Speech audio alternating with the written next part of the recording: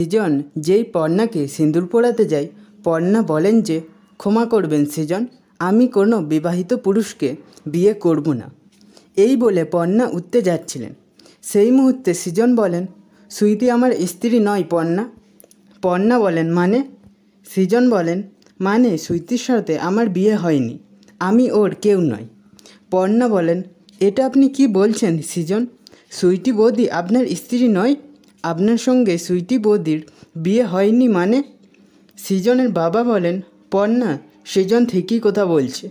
চয়ন বলেন, দেখো পর্ণা, আমাদের কথা বিশ্বাস করো প্লিজ। পুরোহিত বলেন, আরে এটা গল্প করার সময় নয়, শুভ লগ্ন পেরিয়ে যাচ্ছে, সিঁদুর দানটা করো তো। পর্ণা বলেন, আপনারা যে সত্যি বলছেন তার কি মানে আছে? মানে কি প্রমাণ আছে তার? সৃজন বলেন, আমাকে বিশ্বাস করো পর্ণা, বিশ্বাস করো যে আমি তোমাকে ঠকিয়ে বিয়ে করব না। বলো পর্ণা, চুপ করে থেকো না। দেখো, তুমি যদি বলো যে তুমি আমাকে বিশ্বাস করো না, আমি বা আমরা সবাই তোমাকে মিথ্যে বলছি, বা তুমি এতবার বলার পরেও সুইটিকে ঘরে রেখে জোর করে তোমায় বিয়ে করছি, তাহলে আমি বলছি তোমায়, আমি তোমার সাথে এই বিয়েটা করব না। কিছুক্ষণ পর্ণা ভেবে বলেন, করি সৃজন, আমি আপনাকে নিজের থেকেও বেশি বিশ্বাস করি।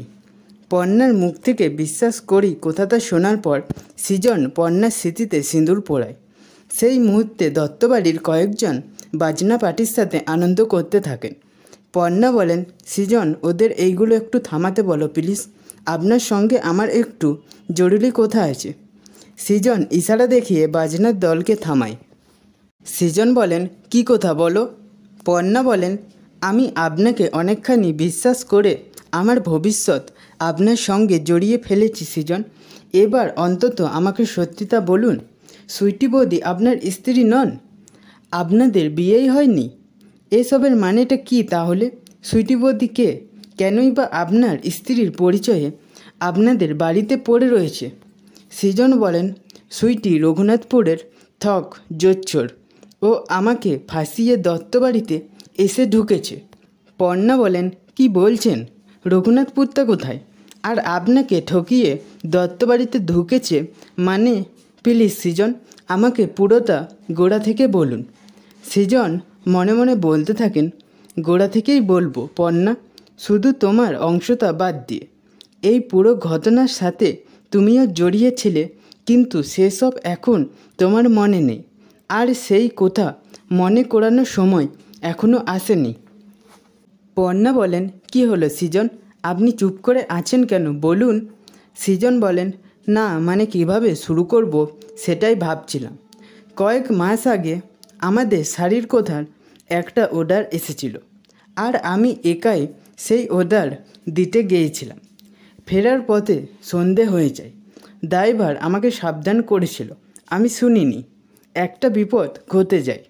সেইখান থেকে সুইটি আমাকে বাঁচিয়ে ওর বাড়িতে নিয়ে যায়।